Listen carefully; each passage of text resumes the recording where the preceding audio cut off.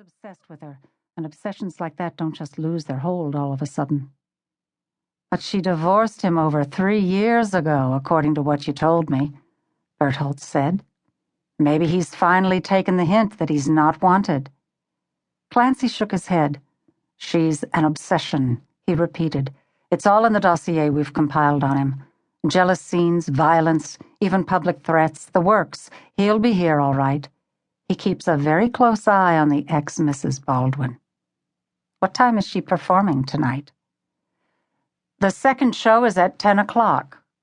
Berthold glanced at the thin gold watch on his wrist.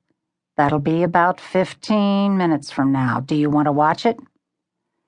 Donahue nodded as he rose to his feet. I'm going to talk to her tonight after the show to try to get her cooperation. And if not, we'll use her anyway.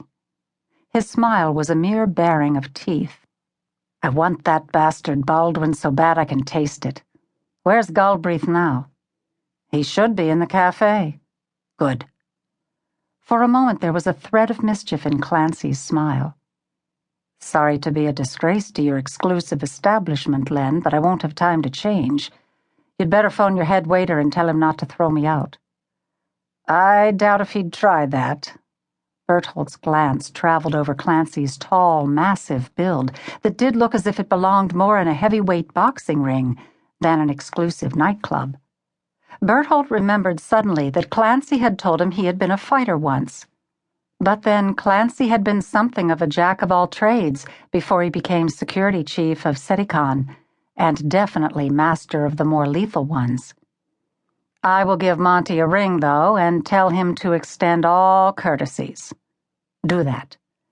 Clancy turned to leave, moving with the lithe grace of absolute fitness and trained coordination. I'm tired as hell and not in any mood for a hassle.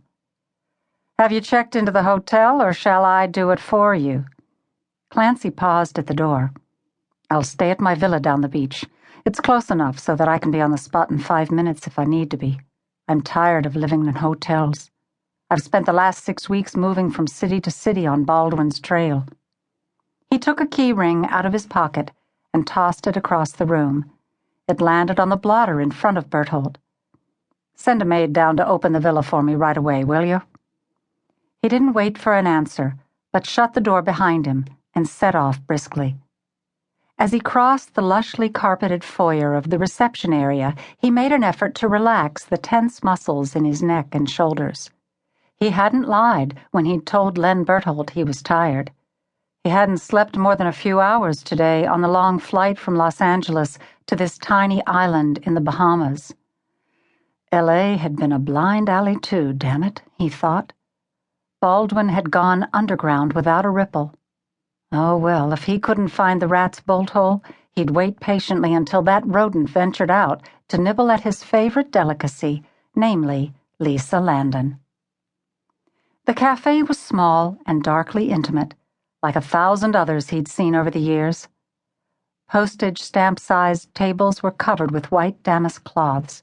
Candles in translucent cylinders cast half-shadows over the faces of the guests, speaking in quiet tones over drinks and hors d'oeuvres.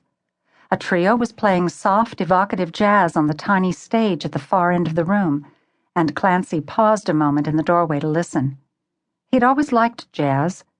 That fact had never failed to surprise Alex, and he could understand why. Jazz was the most lazily sensual and mellow music on the face of the earth. And laziness, mellowness, and sensuality were qualities that were absent in his personality. He was highly sexed and required women fairly frequently, but it was always just a hunger to be appeased and then forgotten.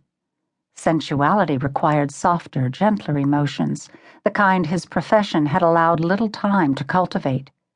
Still, he did like jazz, and this trio was surprisingly good. Clancy? His head swiveled quickly to the left. Galbraith. John. Clancy nodded in acknowledgement to the man standing close to him. Galbraith was dressed in impeccable evening clothes and blended into his elegant surroundings with the adaptability of a chameleon. His features were handsome, but not too handsome. His brown hair was cut